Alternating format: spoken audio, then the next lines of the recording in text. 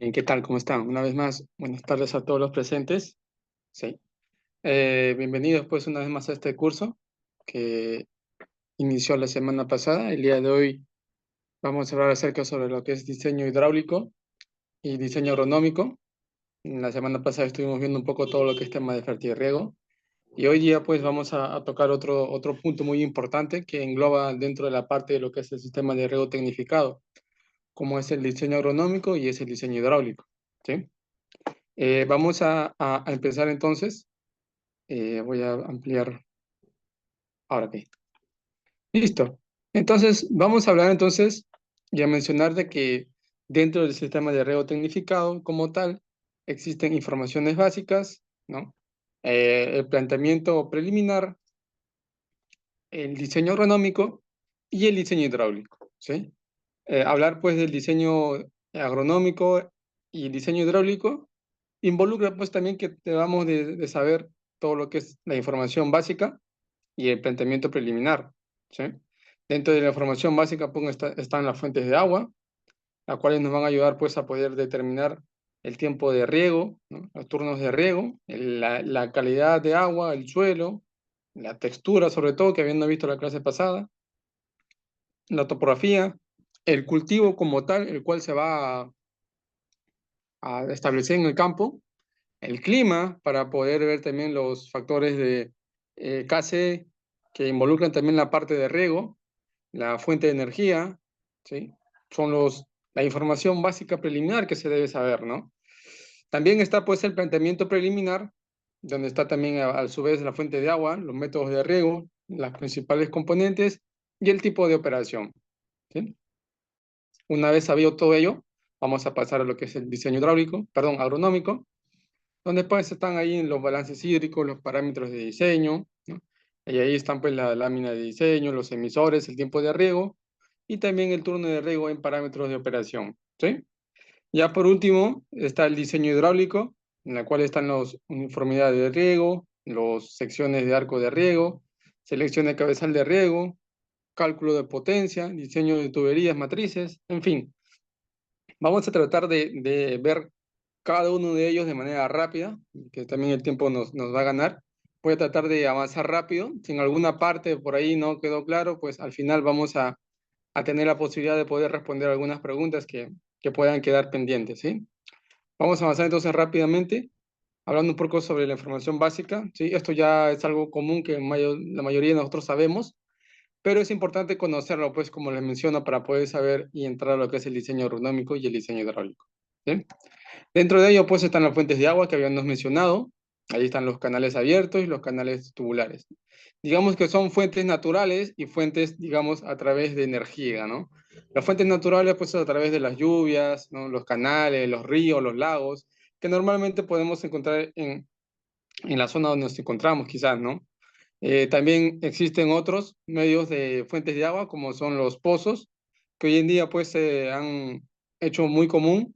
A través de ellos pues se estima una cierta cantidad de caudal para poder regar nuestros campos, ¿no? Sin embargo, ambos tienen sus ventajas y sus desventajas. El canal abierto o, bueno, la fuente natural, es una fuente, digamos, que nos proporciona agua de mejor calidad, ¿sí? Libre de por ahí problemas de sales y en comparación de un pozo tubular que pueden tener de repente agua con más contenidos de minerales, ¿no? Incluso llegando a ocasionar problemas de toxicidad, problemas de cloro, problemas de nitratos, ¿sí? Entonces todo ello pues involucra el tema de lo que es la parte del sistema de riego tecnificado.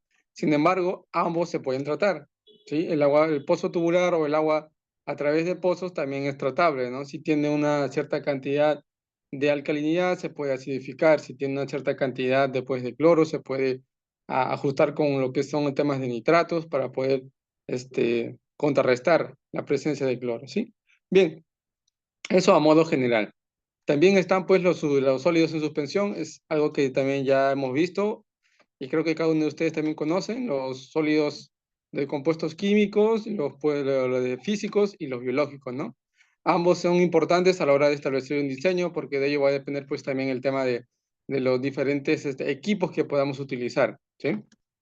La calidad de agua, como lo había mencionado, es muy importante, ¿sí? Dentro de la calidad de agua, pues vamos a ver los factores primordiales como son la dureza del agua, la salinidad, el pH, la relación sodio, famoso RAS, y los carbonatos de sodio residual, ¿sí?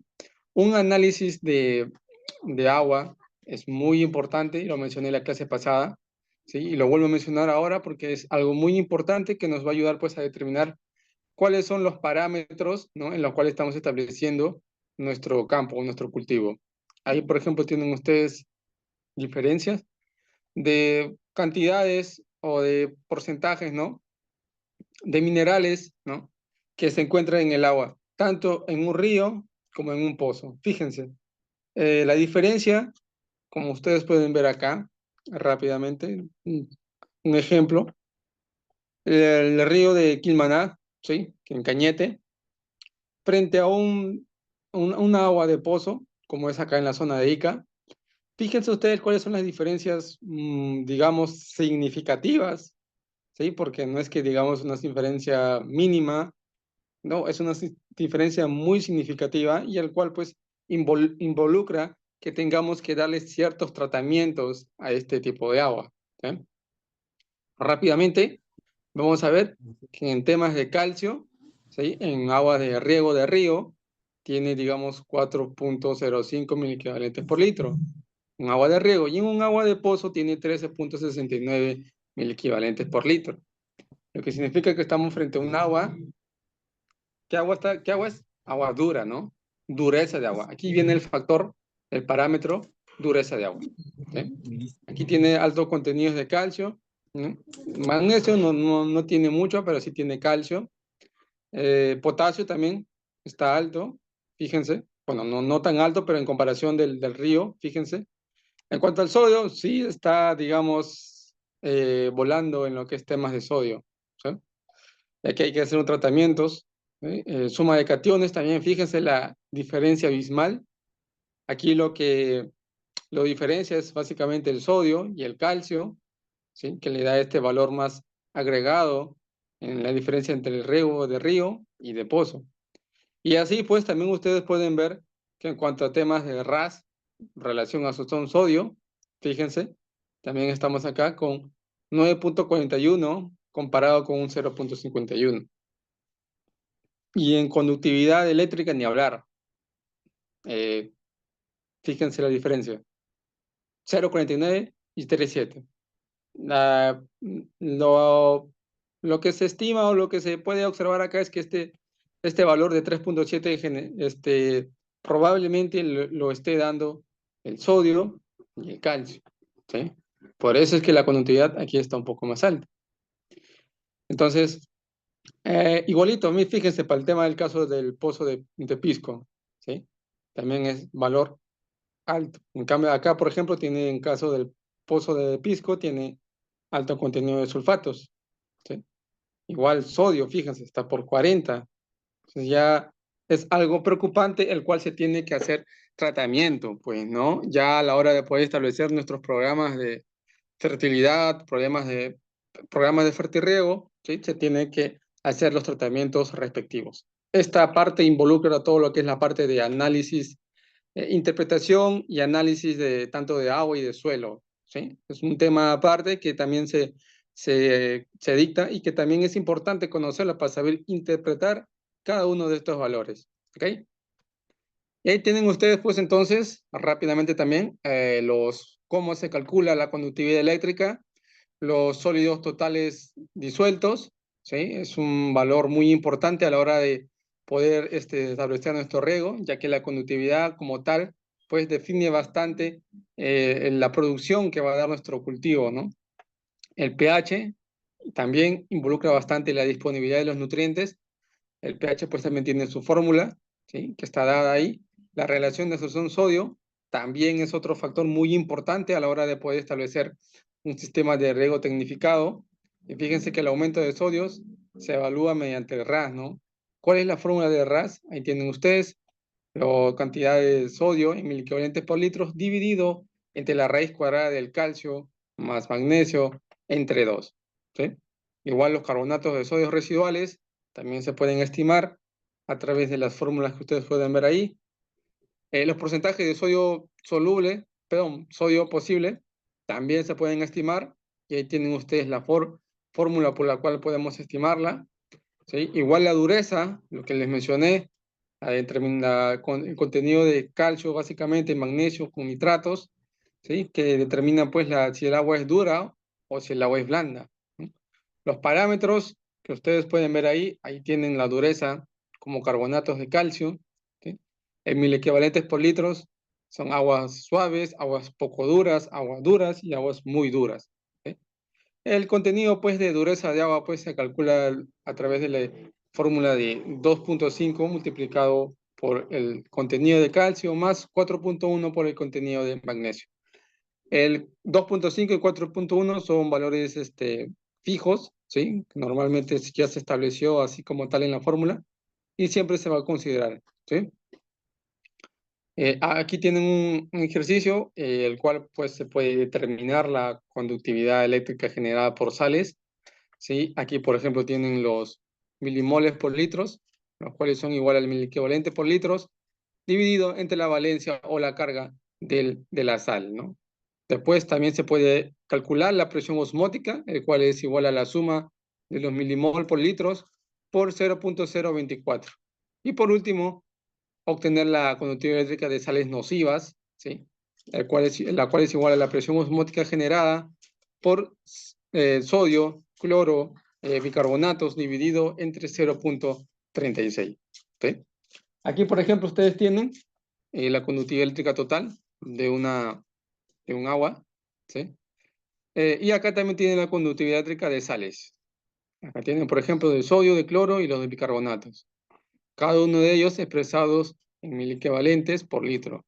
Para llevarlo, pues, a milimol por litro, simplemente se divide, como lo menciona acá en la primera fórmula, sobre o dividido entre la valencia. La valencia del sodio más 1 se divide entre 1. El cloro es menos 1, se divide entre 1. Y el bicarbonato, pues también tiene acá un menos 1, y entonces se divide entre 1. Efectuando pues esta fórmula o este cálculo, vamos a obtener los valores en milimoles por litro. Sumamos cada uno de las sales del sodio, del cloro y del bicarbonato y vamos a tener un valor pues de 26.76 milimol por litro. Luego, la siguiente fórmula, que es la presión osmótica, la cual es igual a la suma de los milimoles, multiplicado pues por 0.024. Entonces, aquí efectuamos este cálculo también, y el valor pues nos va a dar en atmósferas en 0.64 atmósferas. Este valor como último, ya efectuado el cálculo del número 2, vamos allá pues la conductividad eléctrica de sales nocivas, ¿sí? Los que causan problemas, digamos, al cultivo. Este valor de 0.64 atmósferas lo vamos a dividir, como dice la fórmula, entre 0.36. Y como resultado, pues vamos a tener 1.78 diecisiemen por metro. Al final, vamos a tener que hacer la fórmula de conductividad eléctrica total menos la conductividad eléctrica de sales nocivas, ¿sí? La total, como valor nos dieron que era 2.39, ¿sí? Y lo que hemos hallado nosotros es 1.78. Efectuando la resta, vamos a obtener que la conductividad eléctrica de sales como nutrientes, ¿no? Fuera de las sales nocivas, vamos a tener que es un valor de 0.61 diecisiemen por metro. Fíjense, entonces, que la diferencia, ¿no? Hay más cantidades de sales nocivas, ¿sí? Que sales como nutrientes, ¿no? De 2.36, perdón, 39 a 0.61. Es una diferencia que va más allá del 1%, ¿no? Entonces, estos valores nos van a ayudar pues a poder determinar la conductividad eléctrica de las sales dentro de la que estamos trabajando en el agua, ¿sí?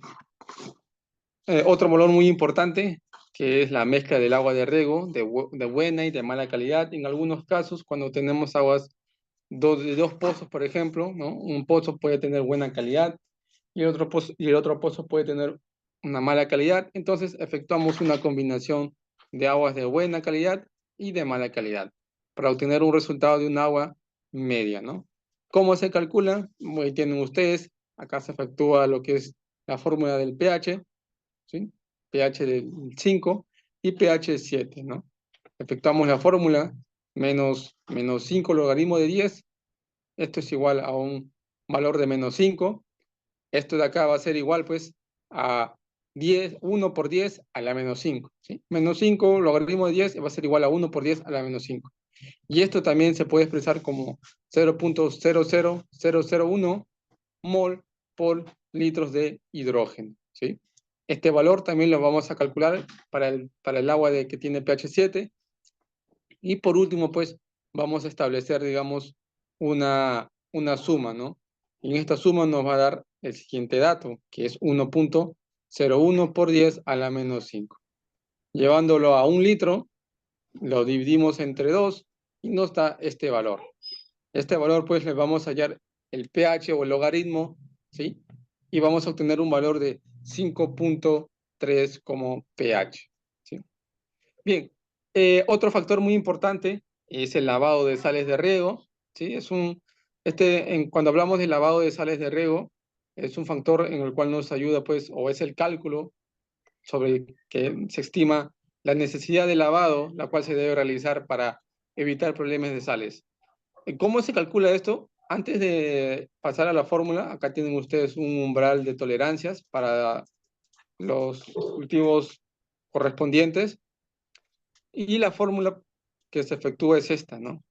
El factor, o mejor dicho, para calcular el factor de concentración permisible, va a ser igual a umbral de tolerancia al cultivo dividido entre la salinidad del agua de riego.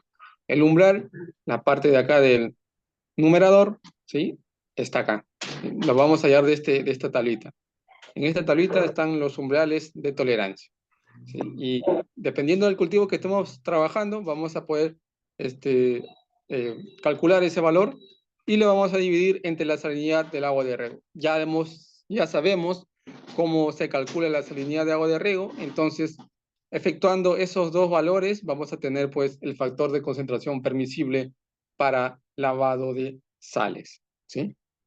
Cuando el factor, pues, digamos, se acerca un poco más a lo real, pues las necesidades de lavado son un poco más altas, ¿no? Todos esos valores entonces se tienen que tener en consideración. Aquí tienen, por ejemplo, requerimiento de lixiviación, un cálculo también rápido, ¿sí? Cómo se calcula. Requerimiento de lixiviación va a ser igual a la conductividad eléctrica del agua, dividido entre 5 por la conductividad o la salinidad tolerable por el cultivo, menos la salinidad de agua de riego, ¿sí? Aquí nos dan, por ejemplo, un ejemplo de una evapotranspiración de 30 metros cúbicos por hectárea por día, una conductividad eléctrica total de 2.5 17 por metro y una conductividad eléctrica del agua de 1.2 17 por metro, ¿sí? Efectuando, digamos, este cálculo, aplicamos la primera fórmula, vamos a tener que el requerimiento de lixiviación va a ser igual a 1.2, que es la conductividad del agua total, dividido entre 5 por 2.5, la conductividad del agua total, menos 1.2, que es la conductividad del agua, ¿sí? Entonces, este cálculo nos va a dar 0.1. Luego, podemos hallar entonces la cantidad de agua al lixiviar, entonces va a ser igual a 30 metros cúbicos por hectárea por día, que es la evapotranspiración, dividido pues entre 1 menos el RL, que es el requerimiento de lixiviación. Ya lo hallamos y es 0.1, ¿sí? Efectuando entonces este cálculo también, vamos a tener un valor de 33.33 metros cúbicos por hectárea por día, ¿sí? Una acotación muy importante es que para poder, digamos, saber si es que nuestros campos tienen sales, muchas veces vamos a ver estas manchas, ¿sí? Estas manchitas que ustedes ven acá, ¿sí? Son presencia muchas veces de sales. Y eso es algo que también se tiene que tratar, ¿sí? Y evitar para que los cultivos no puedan tener un estrés salino. Bueno, aquí tienen, por ejemplo, ustedes, vuelvo a repetir, importante hacer pues análisis de suelo y análisis de agua para poder determinar entonces cuáles son los minerales que tiene tanto el agua como el suelo, cuáles también las concentraciones de sales solubles, ¿sí? La textura del suelo, que también es importante determinarla, los contenidos de aniones y cationes, los micronutrientes y bueno, en fin, todo lo que nos puede ayudar a poder establecer un programa de fertirriego adecuado. La capacidad de campo es muy importante determinarla. Ustedes pueden ver acá cómo se calcula la capacidad de campo a través de un análisis de suelo, ¿sí? Se va a multiplicar pues el 0.48 por el contenido de arcilla, ¿sí? Más 0.162 por el contenido de limo, más 0.023 por el contenido de arcilla, más 2.62, ¿sí? Es una fórmula que se puede establecer para poder calcular la capacidad de campo. ¿Cómo se halla el contenido de arcilla, limo y arena? Pues acá anteriormente, en este análisis de suelo, ustedes pueden ver, aquí tienen el porcentaje, el contenido cuando vamos a hacer análisis de suelo, nos van a dar pues acá los contenidos de arena, acá tienen los contenidos de limo y los contenidos de arcilla, ¿no? Como una manera para poder determinar la clase textural del suelo. Este valor pues lo vamos a codificar o establecer en esta fórmula y vamos a tener pues la capacidad de campo que estamos buscando en nuestros cultivos, ¿sí? Igual manera se puede calcular el punto de marchitez permanente, ¿sí? Otra manera con la cual se puede calcular, ¿sí? Es haciendo uso de estas fórmulas. El porcentaje de humedad, por ejemplo, haciendo uso a través de los cilindros, en el cual es el peso húmedo menos peso de suelo seco, dividido entre peso de suelo seco por 100. Aquí podemos o estamos hallando la humedad gravimétrica del suelo, ¿sí? Para poder determinar también la capacidad de campo. Sin embargo, muchas veces se utiliza muchas veces hoy en día la humedad volumétrica. ¿Y cómo se determina esta humedad volumétrica? Haciendo uso, pues, de la densidad real. Para muchos, la densidad real, a través de los estudios que se han hecho, ¿sí? Se ha establecido que la densidad real está en un promedio de 2.65 gramos por centímetros cúbicos. Acá lo tienen, ¿sí? Un valor muy fijo, en el cual se aplica en las diferentes fórmulas, ¿sí? Humedad volumétrica, como pueden ver acá ustedes, va a ser igual a la humedad gravimétrica, que es esta fórmula de acá, que está en verde, multiplicado por la densidad aparente, ¿sí? Densidad de volumen también es otro factor que se deben tener en cuenta. Acá tienen ustedes, por ejemplo, la densidad aparente, la densidad de partículas, la densidad del agua, la porosidad, el espacio aéreo, ¿sí? Y la humedad volumétrica, como estábamos mencionando. Estos factores o estos valores nos van a ayudar pues a la hora de poder establecer también un programa en el diseño agronómico, ¿sí? Dentro del diseño agronómico están establecidos estos valores, ¿sí? Nos van a ayudar pues a poder determinar cuánto es la porosidad que tiene nuestro suelo, el espacio aéreo, ¿sí? La densidad del agua, la densidad en partículas, para poder ver el tema también del sistema radicular, cómo se va a desarrollar, y la densidad de volumen para poder ver lo que es el tema de riego, ¿ok? Ahí tienen las tres fases.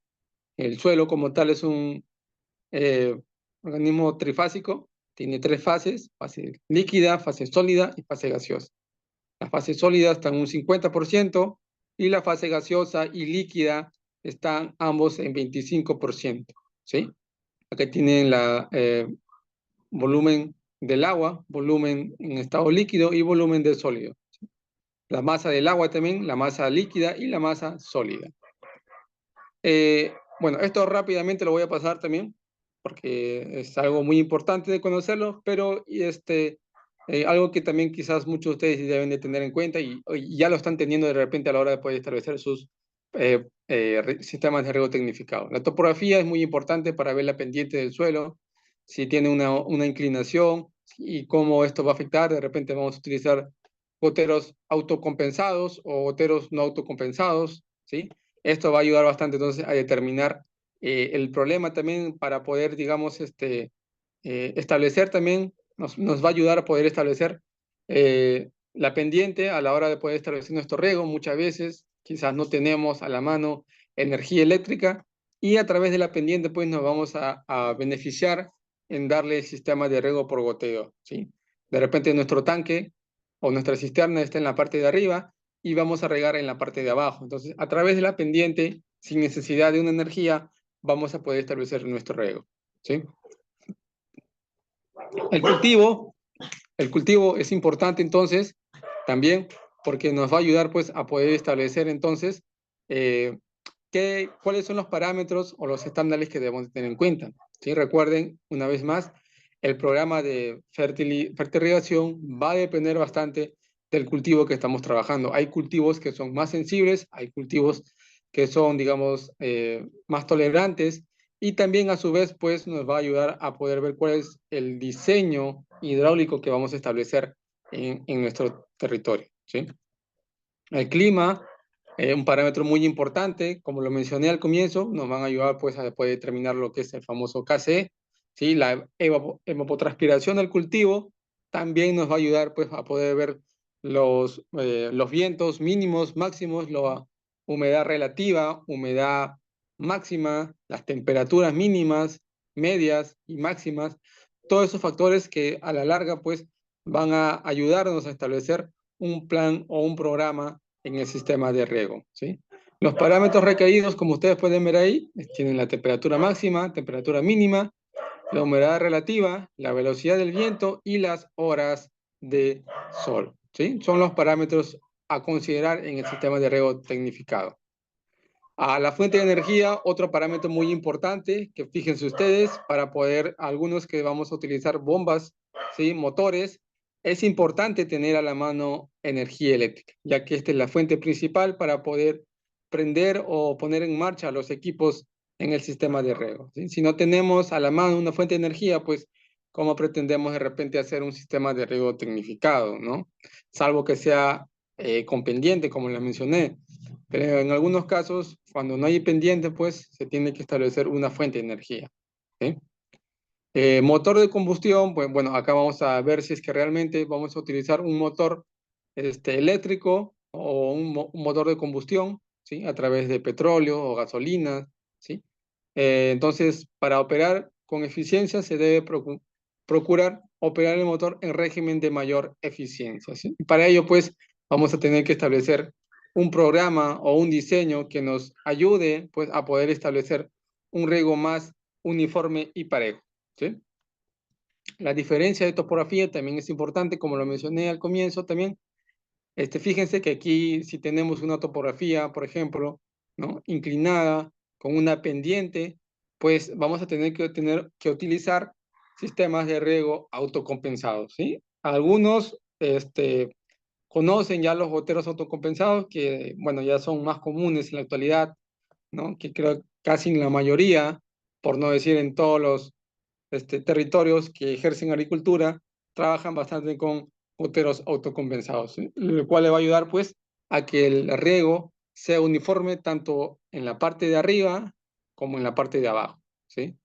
Igual, si acá podemos establecer, como les mencioné, un tanque o una cisterna y queremos regar la parte de abajo, como en el caso de acá que está el cultivo, el punto A, y nuestra cisterna está en el punto B, a través de esta pendiente pues vamos a aprovechar la gravedad y vamos a poder establecer nuestro riego sin la necesidad de tener una energía, ¿sí? Entonces todos estos parámetros son importantes a tener en cuenta. Bueno, entonces una vez tenido o conociendo ya esos conocimientos básicos, como les mencioné, viene el diseño agronómico. Y aquí pues viene lo que es la demanda del agua en el cultivo, ¿sí? Aquí pues vamos a ver entonces la evapotranspiración potencial, el coeficiente de cultivo, los coeficientes variados y la eficiencia de riego, ¿sí? Hoy en día en la actualidad muchos de repente ya conocen el CROCWAT, es un aplicativo que se puede utilizar y se descarga en Google, se escribe como tal, así con el nombre CROCWAT 8.0. Y ahí van a poder ustedes descargar este aplicativo, ¿sí? En el cual nos va a ayudar pues a poder dar los datos climáticos que dentro de todo van a ayudarnos a poder establecer los valores que estamos necesitando, ¿sí? Aquí vamos a poder establecer también nuestros propios datos, vamos a poder ingresarlos. En algunos casos ya hay datos guardados, ¿no? Pero si tenemos datos podemos también agregarlos y poder calcular nuestros coeficientes de cultivo, ¿sí? Aquí tienen, por ejemplo, cuál es la secuencia de cálculo de la demanda de agua de riego. Es importante considerar, por ejemplo, acá la evapotranspiración del cultivo, que tiene que ver mucho con el KC, ¿no? y con el ETC, que es unos datos que vamos a hallar a la hora de establecer el CROTWAT, como les mencioné. Luego de ello, pues, la evapotranspiración total, hay otros factores que también se involucran, ¿no? A veces consideramos estos tres factores, el KC por el ETC, y no tenemos en cuenta ciertos factores como son la variación climática, la variación de advención y el efecto de localización, ¿sí?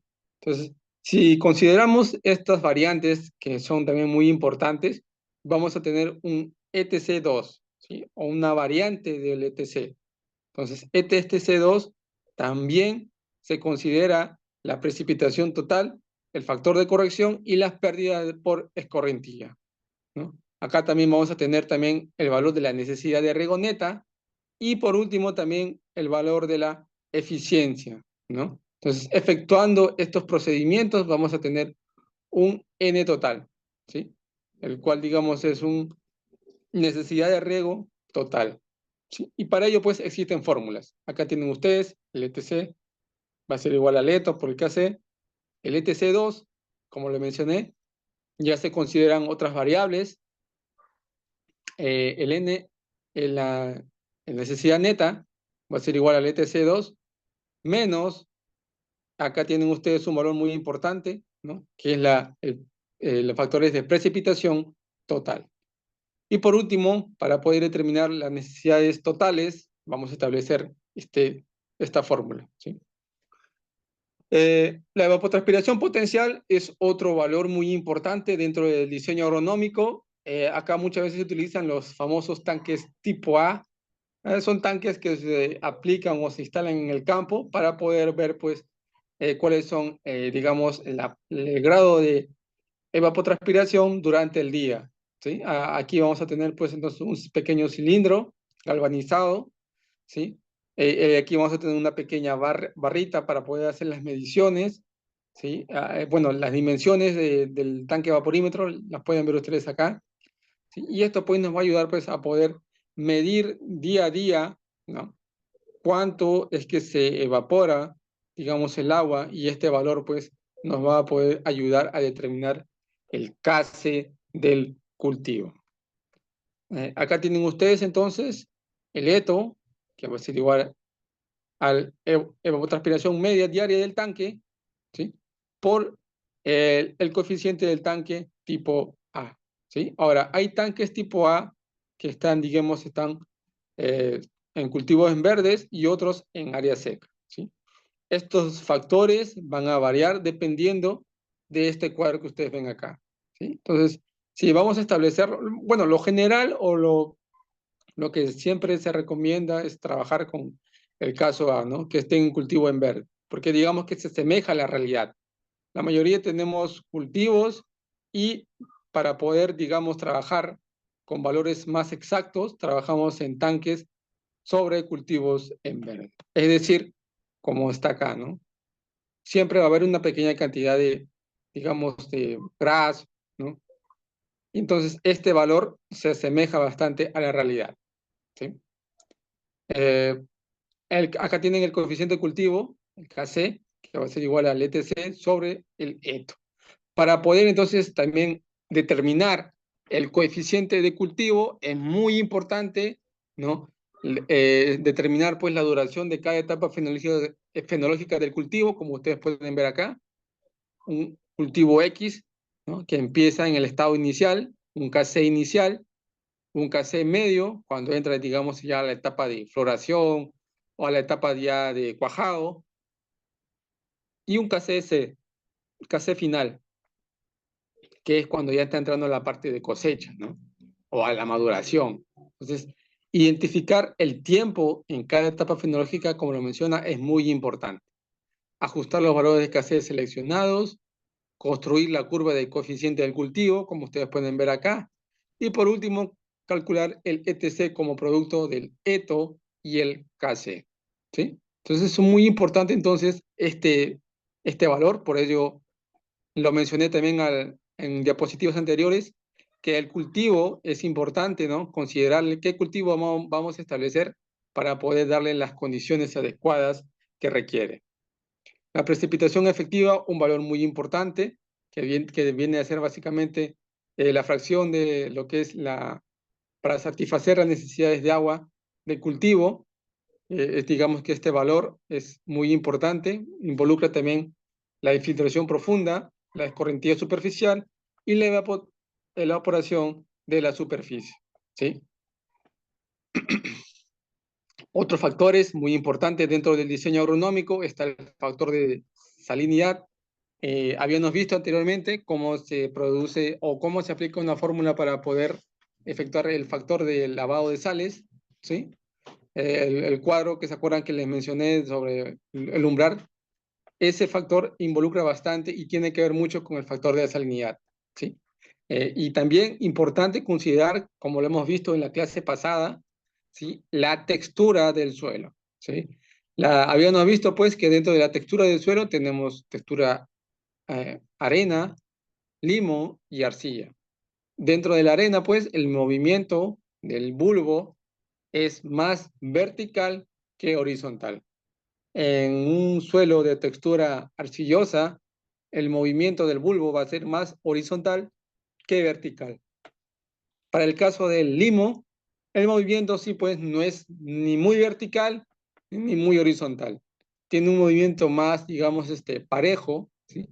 Que pueda formar, digamos, no se pueda ni muy lixiviar ni drenar el agua de riego, ¿sí?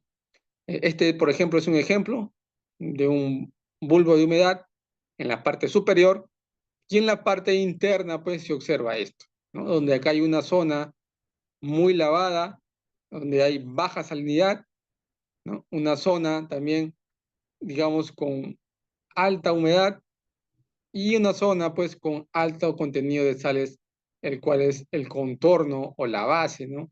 Del bulbo de humedad. Aquí en esta zona o en este meñisco que ustedes pueden ver acá, se encuentra la mayor zona de acumulación de sales.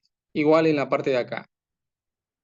Entonces, cuando se realiza la evapotranspiración, las sales que se encuentran acá también, en el borde del bulbo, empiezan a subir, ¿sí?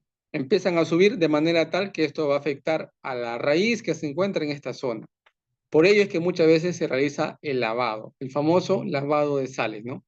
Un riego pesado para que estas sales que están empezando a subir puedan, digamos, eh, eh, irse a partes inferiores y pueda dejar libre esta zona donde se encuentra el sistema radicular.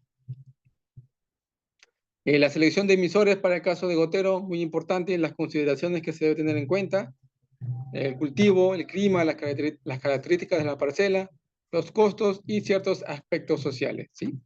Bueno, esto lo voy a dejar para que puedan también leerlo, ¿sí? No voy a tocarlo mucho a fondo porque también el tiempo es corto, pero es importante tener en cuenta entonces estos factores, ¿sí? Ahí tienen ustedes, por ejemplo, para el caso de goteros, ¿sí? Traslape y la distancia, que es muy importante. Se debe tener en consideración pues el traslape que hay entre gotero y cómo se puede pues establecer un mejor diseño agronómico para poder tener un riego más eficiente, ¿sí? Acá hay una fórmula en la cual se puede calcular el traslape entre bulbos, ¿sí? Hay una fórmula también en la cual nos va a poder ayudar a poder ver la distancia entre goteros. Y en cuanto al tema de aspersores, también se aplica esta fórmula, el distanciamiento entre aspersores, ¿sí? La selección de los emisores, fíjense ustedes, también eh, importante considerar factores como el cultivo, las características de la parcela, los costos y aspectos sociales, ¿sí?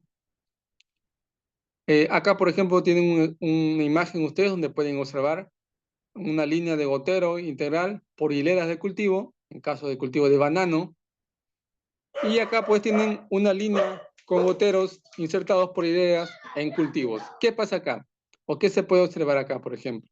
Fíjense que en este caso de acá, en la parte de abajo, acá hay dos líneas de goteros integrales por hilera de cultivo. Y en la parte de arriba hay una sola línea de gotero. ¿Qué creen que ustedes que esté influenciando acá? ¿Por qué acá se ha instalado dos líneas de gotero y por qué acá una sola línea de gotero? ¿Mm? Criterios que debemos tener en cuenta. ¿Por qué creen ustedes que se ha establecido este, esta variante, ¿no? De poner dos cintas de riego y acá una cinta de riego. ¿Qué creen que esté influenciando ahí? ¿O qué creen que está pasando ahí para yo poder determinar que voy a colocarle o instalarle una cinta más de riego? ¿Mm? E incluso acá, fíjense ustedes, se ha establecido un cultivo, ¿sí?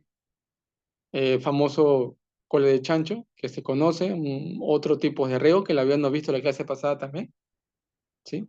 Donde se hace pues un pequeño círculo con una pequeña cinta para tener un riego más uniforme.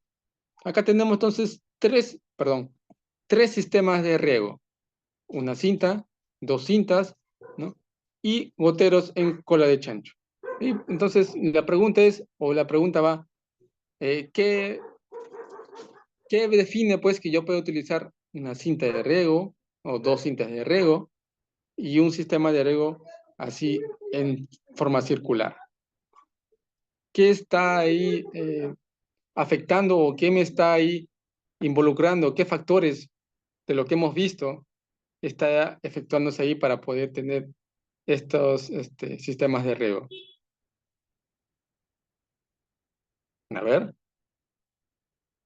¿qué dicen ustedes? Ok, yo tengo una cinta de riego, ¿sí? En un cultivo, en el caso de acá, por ejemplo, en la primera imagen, donde hay una sola cinta. Y abajo hay otro que es el mismo cultivo de plátano, ¿sí? Pero acá hay dos cintas de riego.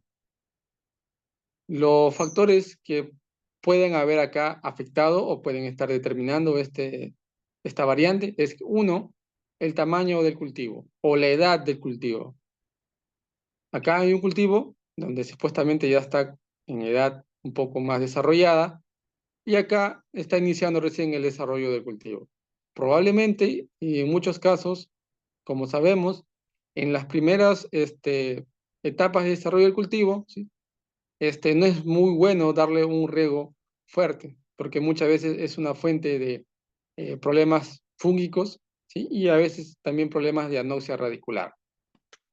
Ya cuando la planta se ha desarrollado, requiere un mayor volumen de agua. Por ello se le establece un riego a doble cinta. Otro factor a considerar en cuenta es también la textura del suelo. De repente quizás acá el que está en una cinta puede ser digamos, un suelo quizás arcilloso, ¿no? O franco arcilloso, donde no necesita mucho riego, ya que, digamos, los suelos arenosos, perdón, arcillosos o franco arcillosos retienen mayor contenido de humedad. Aquí quizás puede ser un riego arenoso, donde pues se requiere de mayor riego y por ende pues se le está estableciendo también una cinta de riego adicional. El clima puede también influenciar, quizás acá hay mayor, digamos, en la parte de acá abajo donde hay dos cintas, hay mayor evapotranspiración y por ende, pues, necesitamos mayor volumen de agua. Y acá, pues, una temperatura, digamos, más húmeda con menos intensidad solar. Entonces, como ven ustedes, lo que hemos visto anteriormente, los factores, ¿sí? Influyen bastante para poder establecer un diseño agronómico, por ello es que lo mencioné. Entonces, si tenemos en cuenta cada uno de esos parámetros, vamos a ver cuál es el diseño que nosotros vamos a establecerle a nuestro cultivo, ¿sí? Y acá, por ejemplo, en este caso de acá, donde el riego, pues, para que sea más uniforme y parejo, probablemente un suelo con poco drenaje, ¿no? De mala, digamos, estructura, se le aplica este sistema de riego, ¿no? Para que el mojamiento sea más uniforme a lo largo de la copa del cultivo, ¿sí? Consideraciones importantes. Luego, bueno, acá ya vienen los factores como es el tiempo de riego por turno, el cual también es importante considerarlo. Acá tienen una fórmula, la cual ustedes pueden determinarlas y hallarlas, ¿no? A través de los datos que ustedes tienen, las necesidades de riego total, sobre la precipitación horaria del sistema. Cuando hablamos de precipitación, pues hablamos de, digamos, de lluvia, y para ello, pues es importante, como también lo mencioné, establecer, digamos, estaciones meteorológicas, ¿no? Tanques evaporímetros, y por último también, digamos, tener el CROTWAT como digamos, ayuda para poder determinar estos valores. El caudal de diseño, cómo se calcula a través, digamos, de la fórmula que es caudal por hectárea en metros cúbicos por hora, multiplicado pues por el área en el cual estamos trabajando, ¿sí? En los números de turnos, importante también, fíjense ustedes, ¿sí? Estoy tratando de avanzar rápido, ¿sí? Pero ahí está detallado, incluso tienen acá la leyenda, cómo pueden calcular los datos, ¿sí? Es importante entonces establecer el número de turnos de riego. En algunos casos, pues, dependiendo de las condiciones o los parámetros que puedan haber, se va a establecer diferentes turnos de riego, ¿sí? Luego de ello, pues, viene el diseño hidráulico. Ya tenemos los conocimientos básicos de lo que es información preliminar, el diseño agronómico, luego viene el diseño hidráulico. Y rápidamente, pues, en el diseño hidráulico está la fuente de energía, ustedes pueden ver ahí, ¿no? Hoy en día, por ejemplo, se utilizan bombas, o mejor dicho, motores, ¿sí? Los cuales, pues, son a veces, dependiendo de la clasificación que podamos utilizar, hay motores de acuerdo al tipo de flujo, axial, radial y mixto. También tenemos motores del tipo de impulsor multicelular o unicelular, y por la disposición del eje pueden ser horizontales, verticales, ¿no? E incluso subterráneos, ¿no? Como lo vamos a ver a continuación. Aquí tienen una diferencia. Este es un motor vertical, ¿sí? Y este es un motor horizontal. Lo que normalmente, o lo que se puede ver en la mayoría de los campos de agricultura, son los motores horizontales. Digamos que son los más cómodos y los que más se instalan en los campos. Eh, un dato muy importante, que en el caso de los motores horizontales, por ejemplo, el parámetro, por ejemplo, que es muy importante, que indica la capacidad de aspiración que tiene, digamos, el motor, se puede calcular a través de esta fórmula, ¿ok? A través de esta fórmula, entonces, vamos a poder calcular la capacidad de aspiración que tiene dicho motor. ¿Sí? La presión osmótica, la altura geométrica, las pérdidas de tubería por aspiración y la presión de vapor. ¿Sí? Otro criterio importante dentro de los motores horizontales es que las bombas horizontales más usadas en riego son las de tipo unicelular, ¿sí? Es decir, que tienen un solo impulsor. Y su capacidad, pues, de elevación difícilmente supera los 60 y 70 metros. Una de las desventajas, pues, entonces, de este motor horizontal es que su elevación o su capacidad de elevación no llega a superar los 60 y 70 metros. A diferencia, por ejemplo, del motor vertical, ¿sí? Donde pues llega muchas veces a llegar a mayor a 70 metros de altura. Este motor, pues, por su, digamos, verticalidad, pueden producir desgaste, tienen un alto costo de instalación y también de mantenimiento y pérdida de rendimiento. Pero eso sí, una de las ventajas de estos motores verticales es que los motores verticales o bombas pueden ser movidas por motores o tractores, ¿sí? O sea, digamos, se pueden trasladar de un lugar a otro, cosa que muchas veces es complicado con los motores horizontales. Como les mencioné, también existen bombas sumergibles, quizás algunos desconocen o algunos ya trabajan con estos tipos de bombas, donde la profundidad de instalación puede ser tan grande como requiere el nivel de agua. Estas profundidades de instalación de estas bombas pueden llegar incluso hasta 150 y 200 metros de profundidad. Su instalación es muy simple, aunque también tiene la desventaja de que es algo costosa.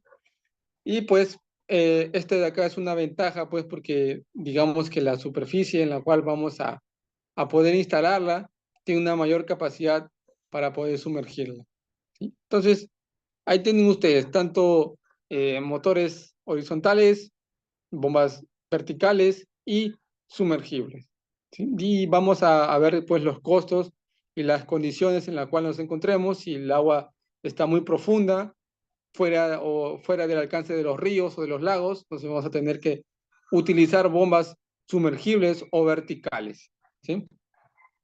Ahí tienen ustedes entonces motores, bombas verticales y motores horizontales, ¿sí?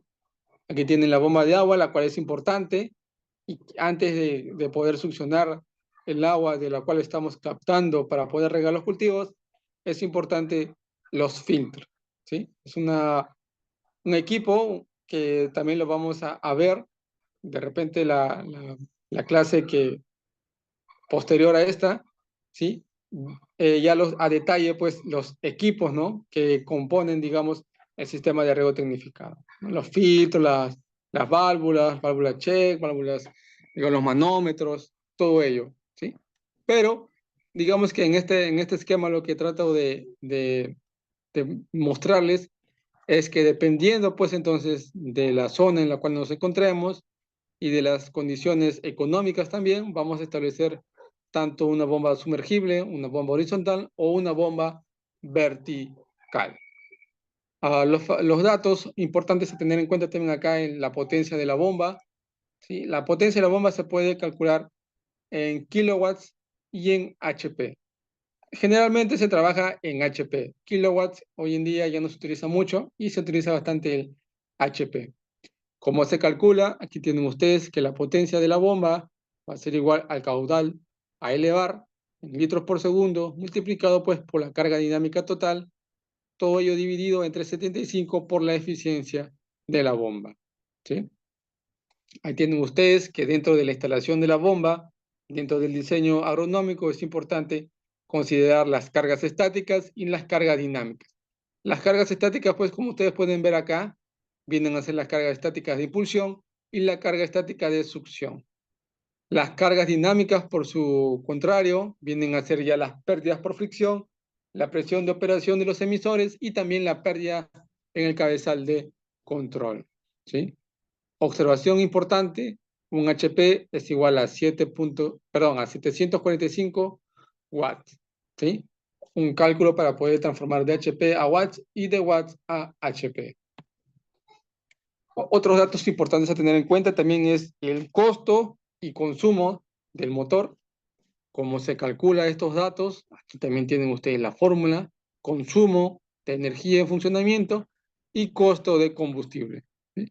La potencia del motor, muchas veces este dato lo podemos obtener digamos, en la tabla aquí del mismo motor que estamos adquiriendo o a través de la ficha técnica. Ahí vamos a poder obtener la potencia del motor, el consumo específico de combustible también y los costos del combustible, ¿sí? Entonces, estos datos también son importantes a la hora de poder adquirir el motor y cuáles son los costos y los consumos que nos traen a la hora de establecer el diseño de arreglo tecnificado.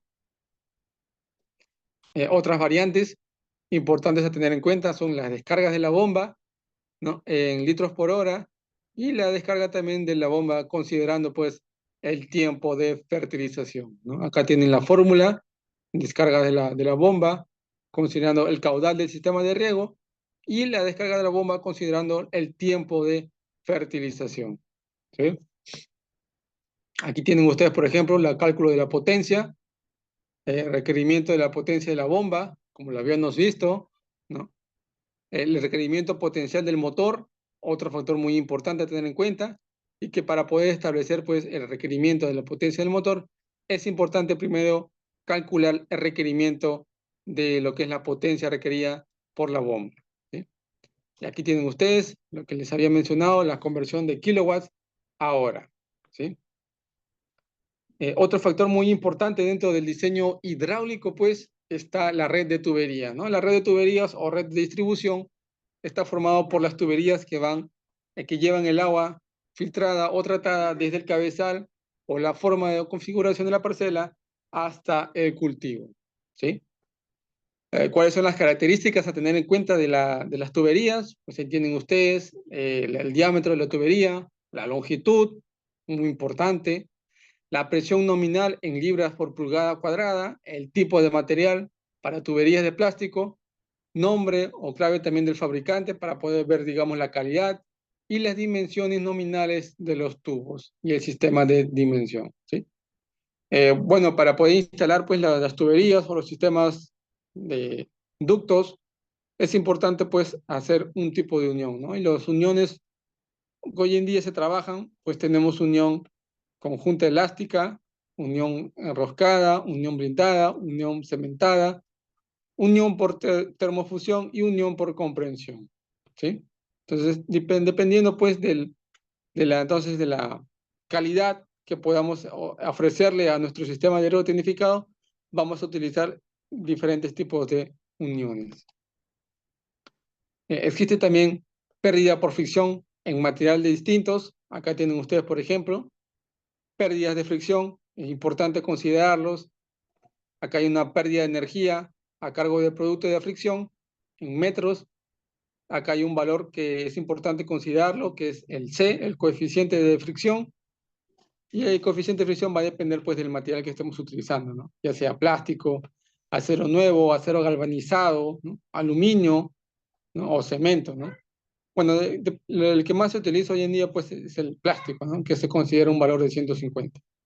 Entonces el coeficiente de fricción va a depender mucho entonces del material que estemos utilizando, ¿sí? Y aplicando estas fórmulas, de acuerdo a su historial, vamos a poder calcular tanto la pérdida de energía de carga y el coeficiente de fricción en función del material de la tubería, ¿sí?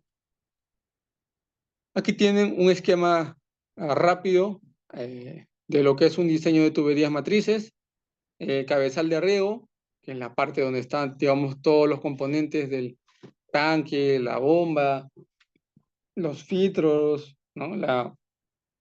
Los venturis, los tanques, ¿no? Las tuberías matrices, los manómetros, todo lo que conforma el cabezal de riego.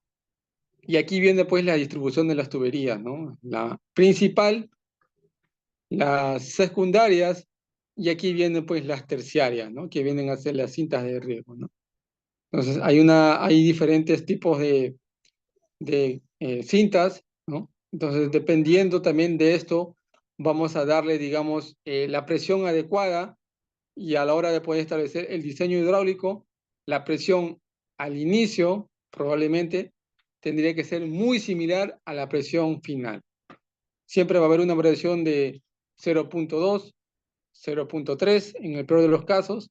Cuando este valor supera el 0.5, hay que hacer un ajuste de presiones porque probablemente haya obstrucción o por ahí de repente hayan mangueras o cintas rotas que puedan estar haciendo que la presión se pierda o en el peor de los casos aumente la presión, ¿sí?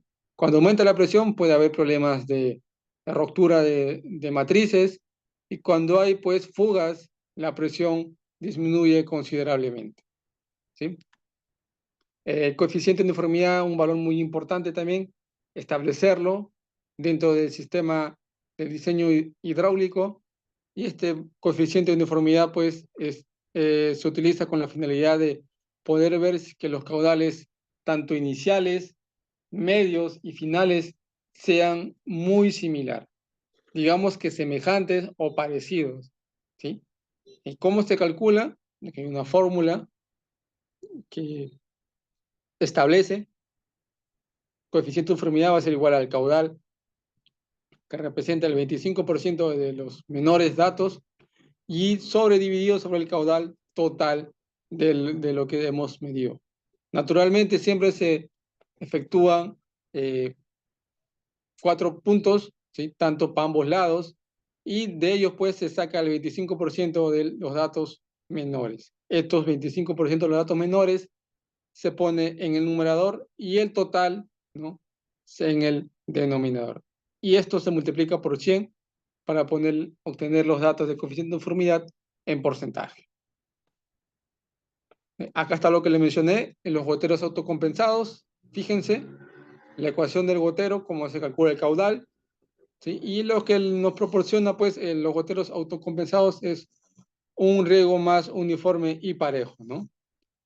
Por ejemplo, acá hay campos irregulares, laterales largos, requerimientos especiales y cuando se requiere una uniformidad alta, ¿no? Entonces, goteros autocompensados van a ayudarnos pues a tener una mejor uniformidad de riego. ¿Sí? Aquí tienen ustedes cómo se calcula el caudal, el coeficiente de la descarga, multiplicado pues por la presión en metros con el exponente de descarga. ¿Sí?